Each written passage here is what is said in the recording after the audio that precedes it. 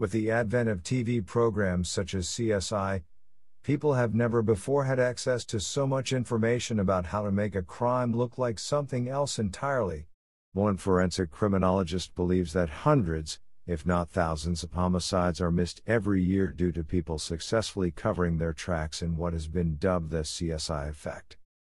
If you're wondering how and why this happens, we're about to tell you the stories of 10 fake crime scenes. The motivations for staging these events varied from the sinister to the noble to the outright bizarre. Even elementary school teachers have gotten in on the act. Number 10. Too many coincidences. In September 2014, Daniel Whitworth, 21, was found dead in an East London graveyard by a dog walker. In his hand, Whitworth held what was both a suicide note and a murder confession.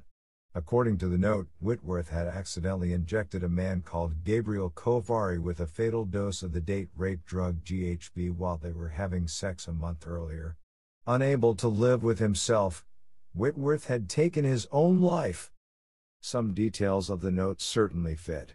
A month earlier, Gabriel Kovari had been found dead of an overdose of GHB. Strangely, he had been discovered in the same graveyard and in the same position as Whitworth by the same dog walker. Although this wasn't the only odd thing about the circumstances, the police took the note at face value. No investigations were carried out.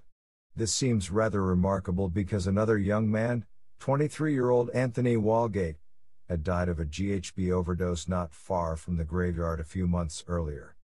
Walgate was apparently discovered by Stephen Port, 41, who was later found to have lied about finding Walgate outside his flat rather than inside it. Port was sentenced to 8 months in prison for making a false statement to police. Yet they continued to believe that the young man's death was due to an accidental overdose. Port was released early. Not long after, a fourth dead man was found in the same graveyard as Whitworth and Kovari. Jack Taylor, 25, had been found with a syringe in his pocket. Still, police did not link the deaths and no further investigation was carried out. It was Jack's family who finally started to piece the story together and push for the police to carry out a proper inquiry. Eventually, Port was arrested and charged with all 4 murders. He had lured the young men to their deaths through apps such as Grindr. The fact that he had attempted to frame one victim for the murder of another adds a particularly cruel twist. He was later sentenced to life in prison. The authorities are looking into another 58 unexplained deaths, and the families of the victims have demanded an investigation into how police missed so many clues for so long. Number 9. Selective memory. In OB Leicestershire, witnesses initially believed that the driver of the car that had just crashed into a tree at 80 km/h was unconscious. Beside him, a woman lay slumped with catastrophic injuries from which she wouldn't recover. On a closer look, it was clear that the driver wasn't unconscious at all. He seemed to be pretending and keeping his eyes shut like a child. When he finally regained consciousness, he claimed he could remember nothing until a month later when pieces began to come back in nightmares. Then he recalled his leg having a spasm which had made him unable to hit the brakes as he sped toward the tree. But those who knew the woman next to him were remembering things, too. Sally Lawrence, 47, had been in the process of divorcing the man who was driving the car that day in October 2012. She had predicted that Ian Lawrence, 53, whom she described as cold and calm, would try to kill her. He was a jealous man and was unhappy about the financial settlement in the divorce. But why had she died and he survived uninjured? It's true that he had forewarning of the crash, seeing as he had deliberately put his foot on the accelerator and was therefore able to put himself into the brace position. But further investigation revealed that the airbag on the passenger side had been disabled. Also, Ian Lawrence had actually undone Sally's seat belt moments before the crash just to make absolutely sure that she wouldn't survive. The former commercial airline pilot was sentenced to life imprisonment. Number 8. Filmed in the act. When we think of a person faking a crime scene, Our first thought is usually that it's the original criminal trying to cover his or her tracks. But sometimes, police officers are so eager to meet their arrest quotas that they go that extra mile. And sometimes, they seriously mess up while doing so. In early 2017, police officer Richard Pinheiro used his body cam to film himself discovering a stash of drugs under some trash in an alleyway. Pinheiro and his colleagues had been watching a spot in Baltimore known to be frequented by drug dealers. To speed up the judicial process, he turned on his body cam and then found his way quickly to the bag of pills hidden in a drink can. However, he didn't realize, or had forgotten, that body cams often record the last 30 seconds of footage before they are activated, and had captured Pinheiro planting the drugs in the first place while two colleagues looked on. The case against the associated defendant was later dropped after the video surfaced. As an investigation into Pinheiro was launched, one police officer was suspended and two others were given administrative duties. Number 7. No witnesses. Although reprehensible, the motive for Officer Richard Pinheiro's staged crime scene in Baltimore was fairly standard. However, it's not often that a police officer will fake a crime scene out of embarrassment. In Newcomerstown, Ohio, police officer Brian Eubanks, 37, sent out a call in early 2017 saying that he had been pursuing two suspects in his patrol car when they began shooting at him from their vehicle. Eubanks had been injured in the arm. An alert was quickly put out, and a photo of one of the suspects was made public.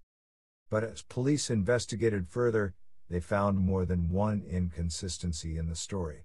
By using an automatic license plate reader, they were able to find people who were passing Eubanks at the exact moment that he claimed to be in pursuit.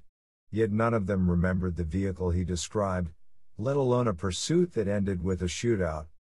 Eubanks was brought in for questioning and quickly admitted that he had made up the whole thing. The reason? Tragically, he had attempted to take his own life but had messed up and presumably felt too ashamed to admit what had happened. The picture of the suspect was taken down, and a statement of his innocence was released. Meanwhile, Eubanks returned to his family to receive treatment for his state of mind while the investigation continued. Number 6. Making the news. It's a given that criminals will fake crime scenes from time to time, and an unfortunate reality that police officers will sometimes do the same. But journalists? Surely not. In 2016, ABC News reporter Lindsay Davis was filmed while standing in front of a strip of police tape in Woodruff, South Carolina. This is an image that suggests the police have been on the scene and secured the area, and that we are looking at the site of a crime. Not in this instance. A photograph taken at the time shows that the police tape only extended 9 meters, 30 feet, and was actually tied to the camera crew's equipment. It was seemingly brought in by the production company to add a touch of authenticity to the shot. This was especially strange because Lindsay was standing in front of an empty field, and the story on which she was reporting concerned a woman allegedly held by a sex offender in a container some distance away. Once a vice president at ABC News was made aware of this, she declared it completely unacceptable and said that the producer had been taken out of the field. Number 5. Slow burner. In December 2013, a woman was maneuvering her car in Calgary, Canada, when she struck a parked vehicle, damaging the front and rear doors. When the owner returned, she approached him, explaining what had happened and citing the conditions on the road that winter as the cause of the accident. The man, who was in his late 30s, was not pleased, but after the woman had explained that her car was a business car and that she would pay for all damages without the need to get insurance companies involved, he seemed to come around slightly. So they swapped details, and she got the man to call her boss at the marketing firm where she worked. The man agreed with the boss to get a repair estimate for the damage. They settled on a $1,000 payment, and the woman even offered the man Flames tickets as an extra goodwill gesture for the inconvenience caused and for his willingness to settle without involving insurance companies. On December 4th, the two met up so that the money could exchange hands.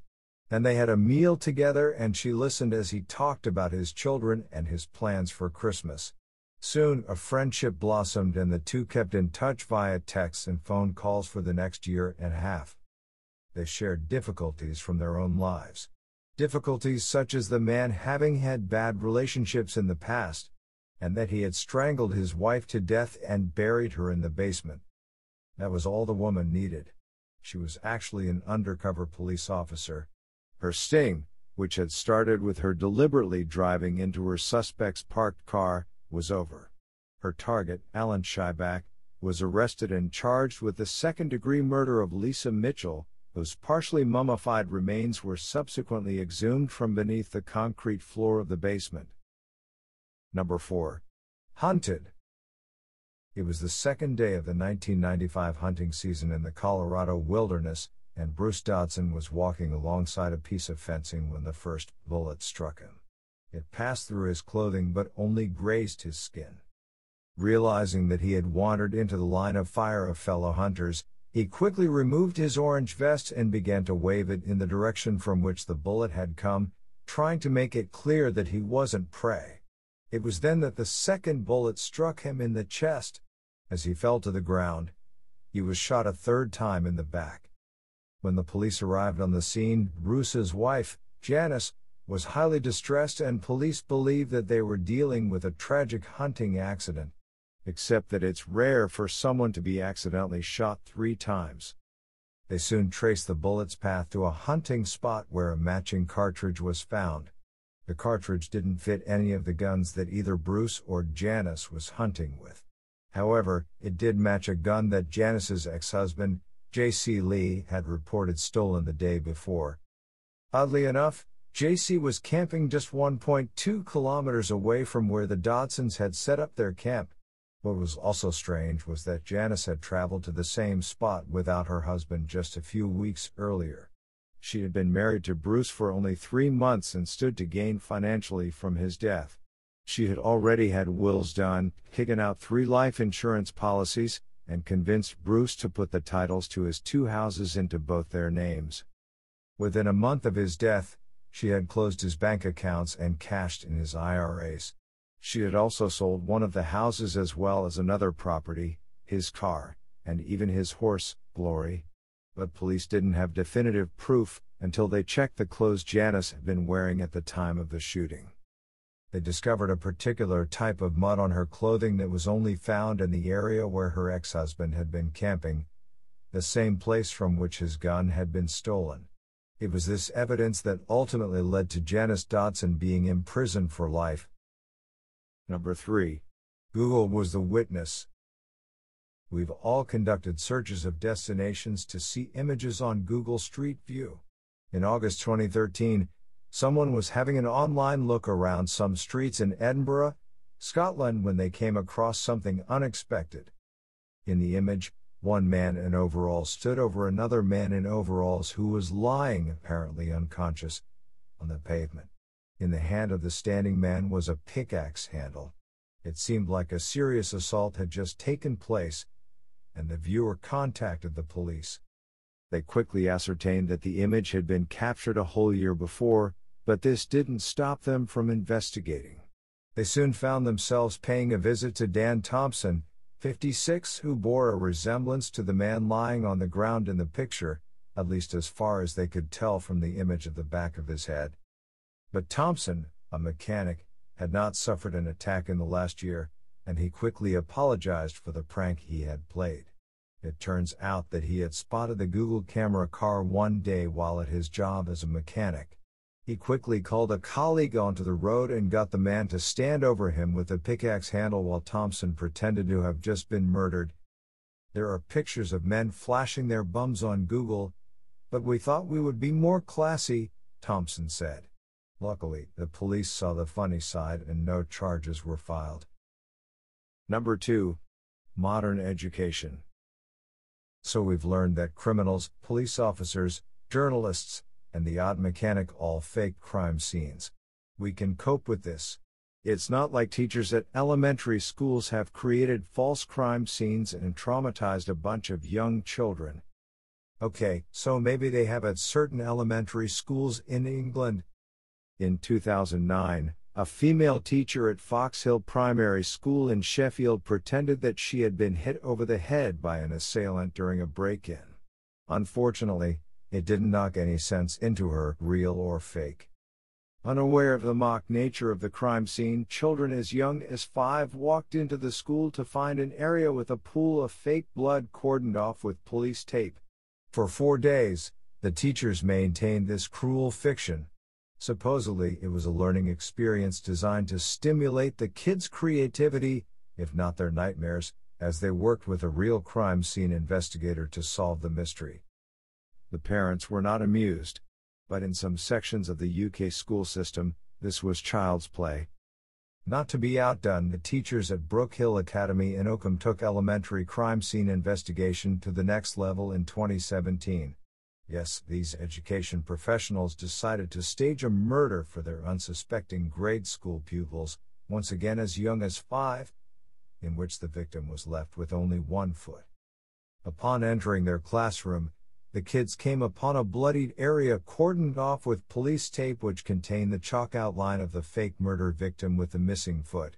The alleged foot was characterized as having been stolen because describing it as having been hacked off would presumably be upsetting for a group of 5-year-olds.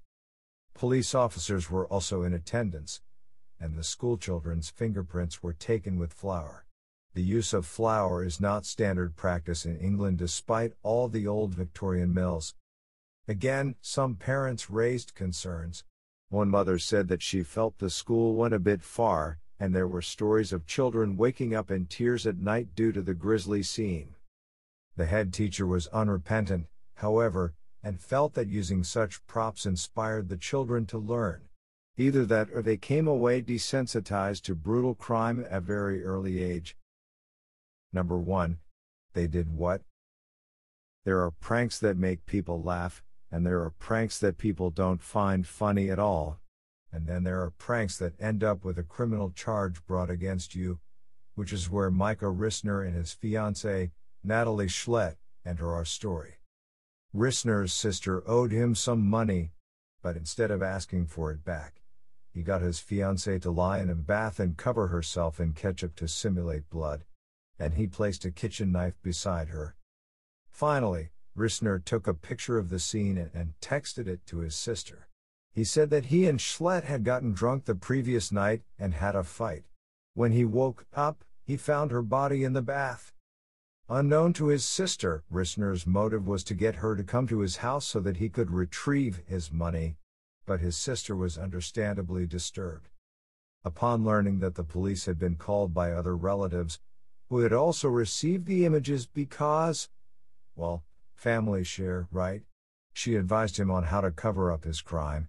She told him to delete all the messages and throw his clothes in a dumpster far away. Both Rissner and Schlett have since been charged with inducing panic. It is unclear whether Rissner got his money back.